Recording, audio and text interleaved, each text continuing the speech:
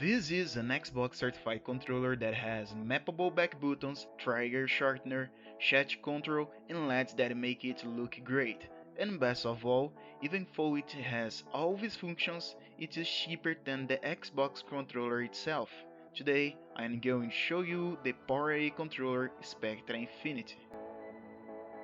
And if you want to buy this controller, I will leave the link to it on Amazon in the description of this video.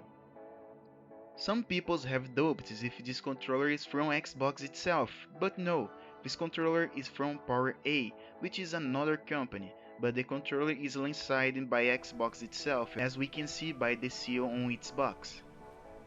When we open the box, we can already see the control. It comes protected by a plastic, and just below it, we have its cable with 3 meters of extension. Underneath the control, we have its manual. Going to the controller, we can see that his material is made of plastic and appears to be of good quality. On the front it feels like rubber, while on the back it's a textured plastic. The Spectra Infinity follows the same model of buttons as the Xbox Series controller, with a few differences. The controller's arrows do not have the rounded part like the Xbox controller, and its home button does not light up. Instead, what lights up is the LED that is right below. To be able to connect the controller, it is necessary to use a cable, as it does not have a battery and does not have a battery compartment. This can be bad for some people who play with the console away from the controller. For others, this can be good because they don't have to worry with the battery or batteries draining during startup, and wired controllers have a faster button response time than battery-operated controllers. In addition, if his cables stops working, you just need to use another one, as the controller has the micro USB input that is widely used in cell phone charger cables. It already comes with a 3-meter cable in the box that is reinforced with thread and appears to be quite sturdy. The cable entry for the control is micro USB and has a lock, so that is securely fastened and does not end up coming out by accident. To use the controller on Xbox, you just need to connect, and it will work normally. Now I'll teach you how to use the functions of Spectra Infinity. To be able to use the chat button, you need to connect to your headset. When you leave the chat open, you will be able to hear your own voice over the phone. When you mute your microphone, the chat button will turn red, and you will stop hearing your own voice. To increase the headphone volume, you will turn the chat button to right, and to decrease the volume, you need to turn the button to left. With this button, you won't have to keep opening the Xbox menu to mute your microphone or lower or increase the overall volume of headset. Some people might not like to hear their voice back in the headset, but from what I understand, it's not possible to make it stop. Now let's configure the back buttons on the controller. For this, you need to press the program button that is on the back of the controller and keep it pressed until it starts blinking. After that, you click on the button you want to map and then the back button you want to use. Once you've done that, your back button will be mapped and ready to use. These back buttons help a lot in competitive games. In addition, they can increase the durability of your controller's analog sticks. One of the things that accelerates the wear of analog sticks is when we keep pressing them during games. Like in Call of Duty, you need to press to run and crouch. If you map the analog buttons, you will no longer need to press them, and this will help to increase their durability, and will also save your money buying a new controller. To use the trigger limiter, you will use these buttons on the back. They are not to press, they are to push.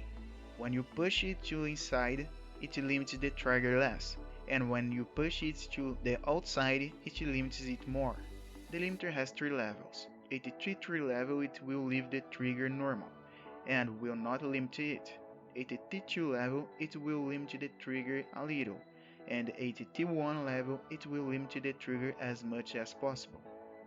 With these trigger limiters, you will be able to shot and IN in FPS games in less time, which can decide if you'll be eliminated or eliminate when facing an enemy. Now let's move on to what stands out the most about this control, the LEDs. To be able to turn off the LEDs, you just need to click on the LEDs button, which is just below the program button, on the back of the controller, and to turn it on you just need to click again. To be able to change the colors, you need to press the LEDs button until the control flashes. After that, you will use the right arrow to choose which part of the LEDs you want to change. Once you have selected the LED part, you will use the A, B, Y and X buttons to change the color. Once you have the colors the way you want, you will press the LEDs button until the control flashes. Then the controller will have saved your chosen color set, and you are ready to play. Now talking about control feeling. This Power A controller uses neither battery or batteries, so it ends up being lighter than the Xbox Series controller, as you can see here on the scale. The Power A controller weighs 285 grams, and the Xbox Series controller weighs 244 grams without the batteries, and with the batteries it weighs 301 grams.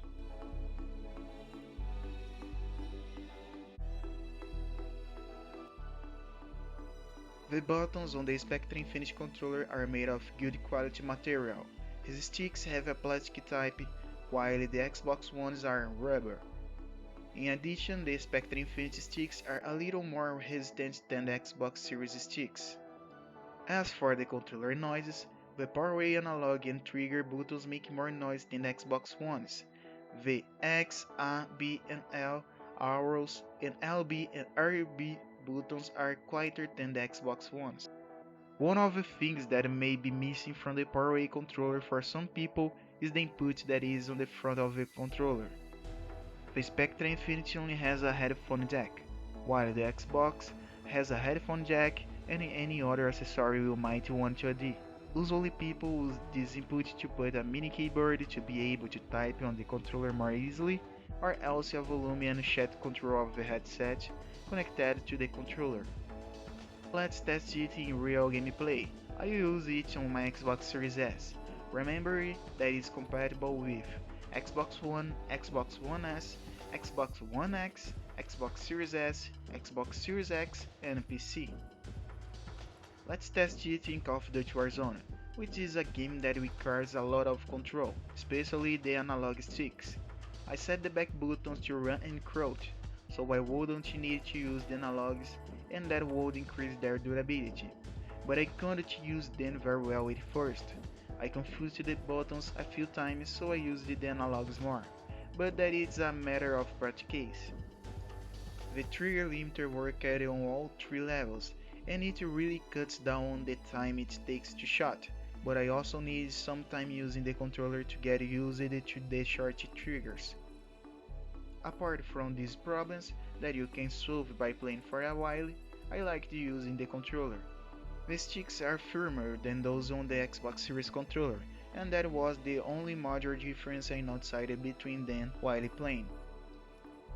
I am going to use the controller to record the channel's gameplays, so if you want to know if this controller is durable, just follow my videos because if any problem happens, I will tell you. Remembering that, if you want to buy it, I leave the Amazon link here in the video description. If you want to see an unboxing of something else here on the channel, comment below. Thank you so much for watching this far, and I will see you in the next video.